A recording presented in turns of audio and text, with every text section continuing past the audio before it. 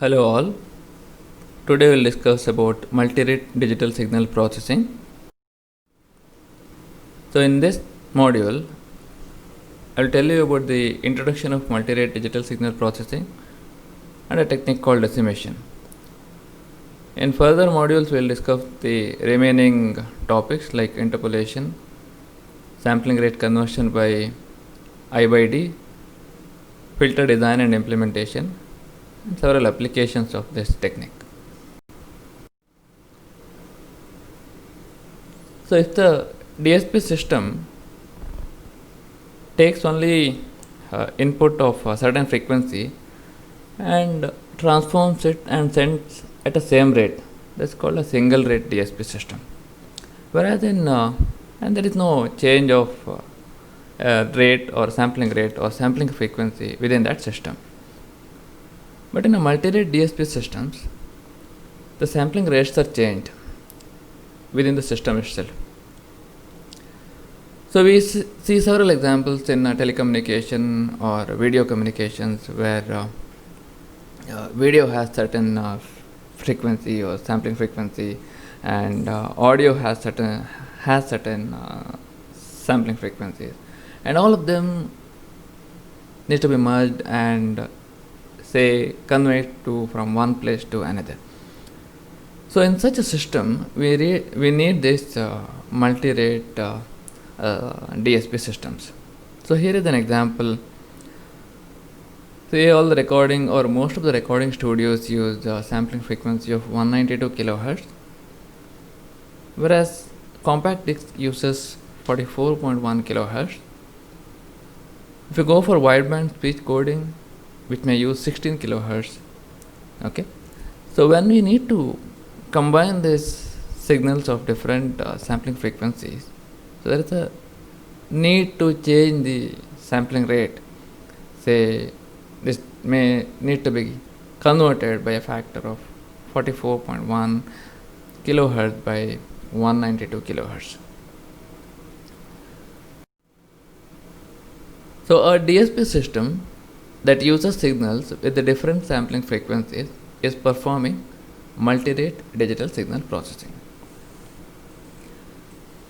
So often this uses sample rate conversion to convert from one to another sampling frequency. The term decimation is used to decrease the sampling rate, and the term interpolation is used to increase the sampling rate. There are several ways to do this. Apart from interpolation and decimation, there is a more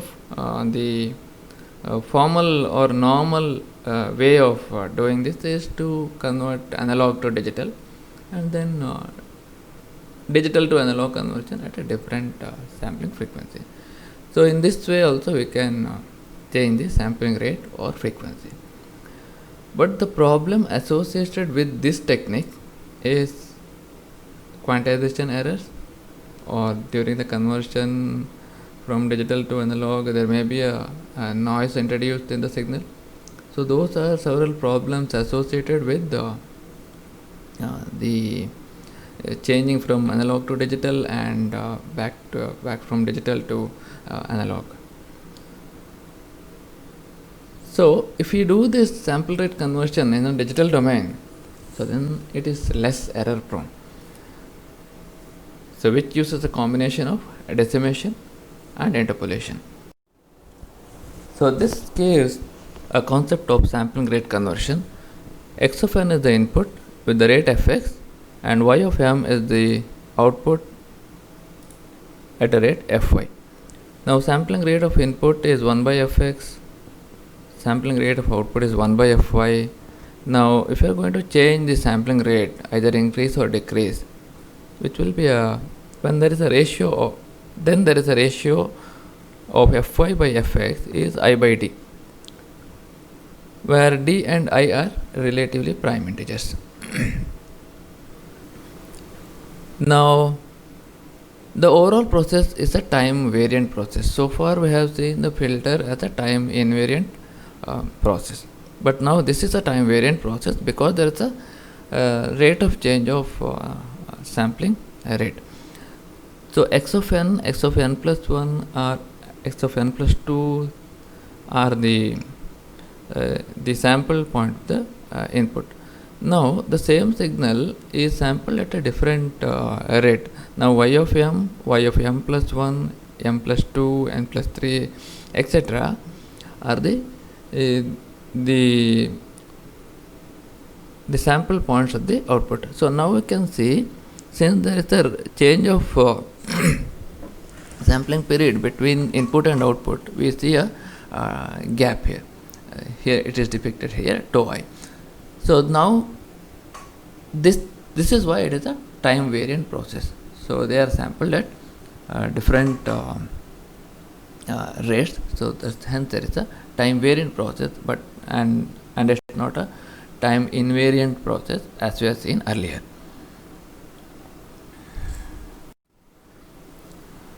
So when you do this decimation process, that is decreasing the sampling rate or removing certain samples from the signal, there will be a problem of aliasing. So decimation therefore only downsample the signal by an integer factor, which means to say which decreases the sampling rate. But the sampling theorem states that highest frequency or maximum frequency in a signal should be less than the half of the sampling frequency. Correct? So now suppose say the original signal is depicted in blue color, and say you want to decrease the sampling rate by certain amount. So the red color signal is the reconstructed signal after the decimation. So now we can see the points. So both the signals are looks totally different now, right? So if it is an image, it will be blurred. If it is a video, it may be blurred again. And if it is the audio, few words may be missed. So there will be a problem of that kind. So that is why we need to go for certain we need to add one more technique in the decimation process, and just not reduce the sampling rate by a certain integer factor. So this is the aliasing problem here. So the frequency response of the filter is let us denote this as Ht of omega is 1 between the frequency minus pi by d to plus pi by d, or magnitude of omega is less than or equal to pi by d. In that region it should be 1. In the other region it is 0. Let us denote the output of the filter in time domain is V of n. So now you know it's the convolution sum of the filter response and the delayed the input samples. K is equal to 0 to infinity, and you have to sum between 0 to infinity h of k into x of n minus k. The output of the decimator y of n is given by this formula, because we are going to select a few points from the v of n. Okay. So here n is equal to md, or y of m is equal to v of md. So you replace wherever you have n, you replace it by md. So now it is summation between 0 to infinity h of k into x of md minus k. So to find the frequency characteristics of the output y of m, we need to define the certain frequency, say v tilde of n, as this. V tilde of n is equal to v of n for only those points which are 0, plus or minus t, plus or minus 2d, etc., which is 0 otherwise. So this v cap of n or v tilde of n can be viewed as a sequence obtained by multiplying v of n with the periodic train of impulse, say P of n, with a period d. So in order to obtain this V cap of n, we need to use two things. We need to multiply two things, that is V of n and a signal train of impulse P of n.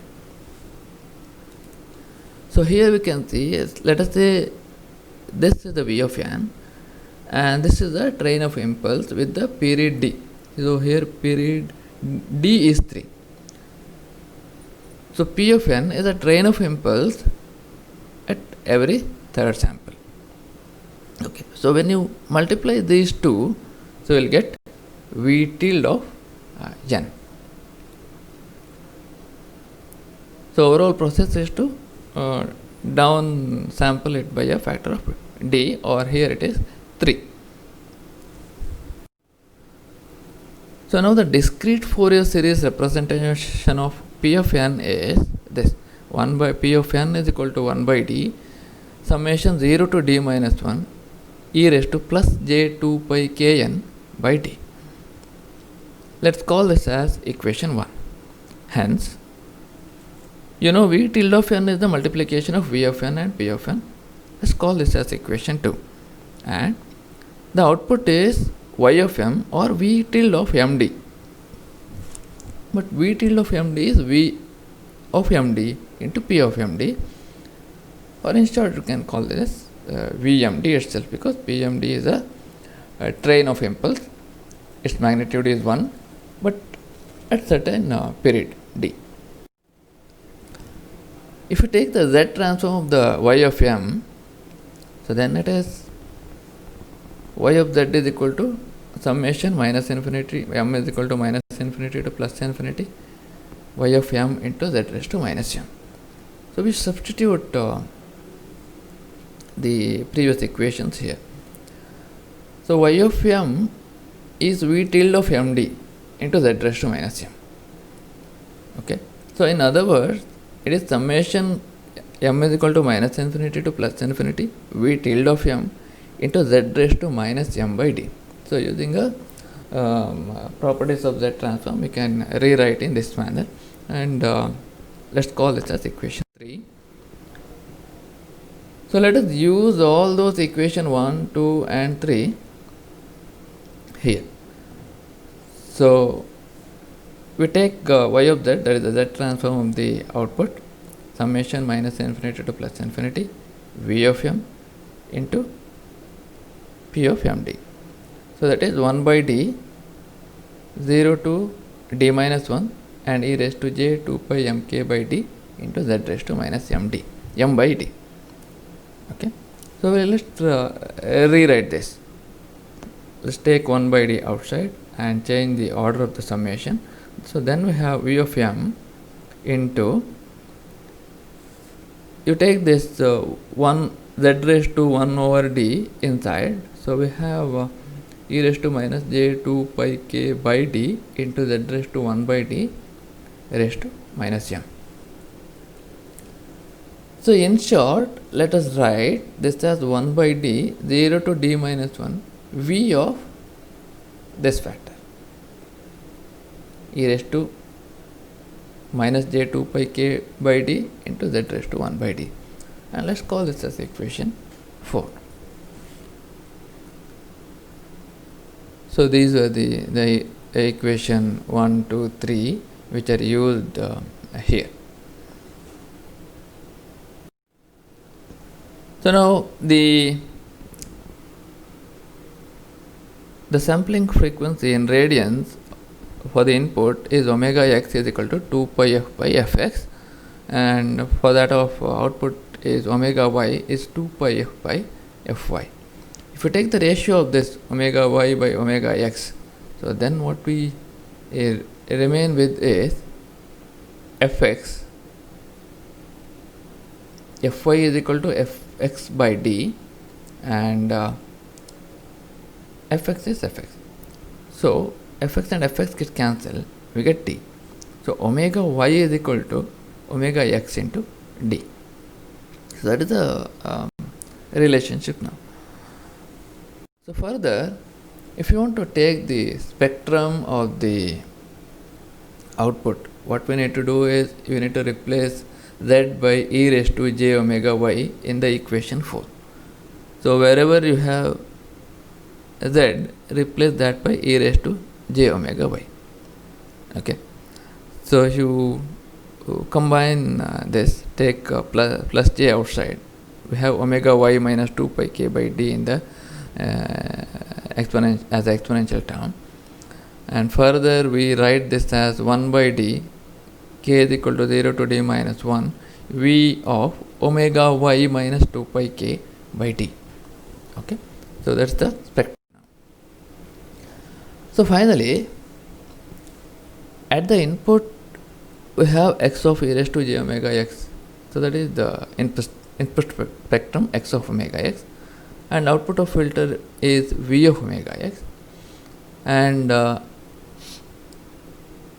the output of filter which has a response of hd of omega x, and then it needs to take the input, that is x of omega x.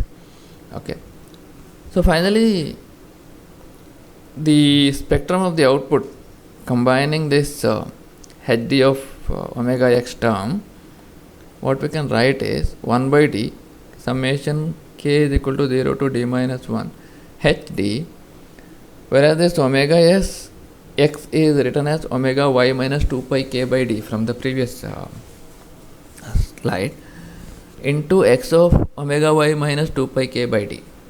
Okay, so now we need to design the filter such that aliasing must be eliminated.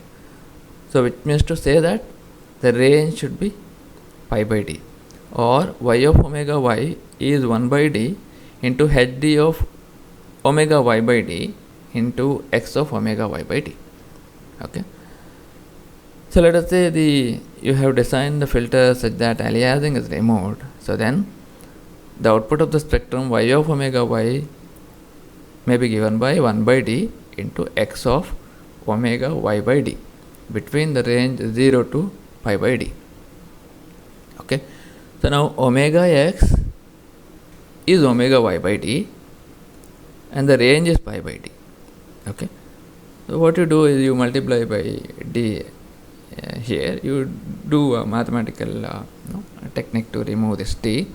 So then what we have is the spectrum y of omega y is equal to 1 by d into x of omega y by d. Now the range is 0 to pi. Okay, so the range of output is 0 to pi, whereas the range of input after the filtering process is 0 to pi by d. Okay, so the input spectrum, the response of the filter, and the output of the filter, and the final output, if you take the spectrum of all those signals at different points, so this is the spectrum of the input between minus pi to plus pi. Let us assume this is the spectrum. Okay, so hd of omega x is the filter response between minus pi by t to plus pi by d. Okay, so now the combination of the input and the spectrum of the filter is given by this figure. So now we can see the range is minus pi by d to plus pi by d, and the shape is slightly changed to incorporate the input. So now we can expect the spectrum of the output, that is y of m, between the range minus pi to plus pi. So now the range is minus pi to plus pi, and this is the spectrum of the output. This is the spectrum of the output of the filter, and here is the spectrum of the filter, and here is the spectrum of input. So overall we have converted the sampling rate from fx to fx by d. So this is the technique of decimation by a factor d.